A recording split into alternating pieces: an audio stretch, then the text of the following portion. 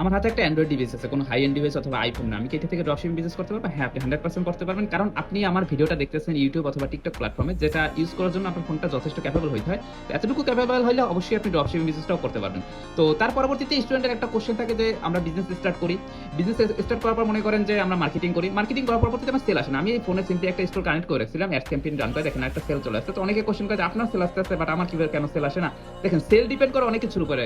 আপনি ভরে ভরে বাজেট দিবেন, সেল আসবে না। আপনি পেজ বুস্টিং এর কাজ আর আপনার মনে করেন ওই বেসিক ভাবে বিজনেস ম্যানেজার থেকে অ্যাড ম্যানেজার থেকে মার্কেটিং যদি করে ভাবেন যে আপনি সেল এনে ফেলাবেন, তাহলে তো হয়েই যেত। সিম্পলি 4 থেকে 5টা ভিডিও দেখে একটা সই পেজ ক্রিয়েট করে প্রোডাক্ট অ্যাড করে সিম্পলি একটা বিজনেস রান করা যায়, বাট সাকসেস হওয়া যায় না। কারণ সহজ কথা হলো, এই যে প্রোডাক্টটা মনে করেন আমি যদি ইউএতে সেল করতে চাই, ফোনটা যদি আমি ইউএতে অথবা ইউএসএ তে বা ইউকেতে বিজনেস করার জন্য আমি যে প্রোডাক্টটা সেল করতে চাই, ওই কান্ট্রিতে যারা এই ফোনটা কিনতে আগ্রহী তাদের সামনে আমার বিজ্ঞাপনটা শো করানো লাগবে, নাকি যারা যদি কিবোর্ড কিনতে কেউ আগ্রহী হয় তাদের সামনে যদি আমি এই ফোনের অ্যাড শো করাই, আমার এই ফোনটা কি সেল হবে? কখনোই হবে না। তার মানে কি আমার ফোনের কোনো ফল্ট আছে? না। কারণ আপনি সঠিক অডিয়েন্স টার্গেট করতে পারেন না, সহজ কথায়।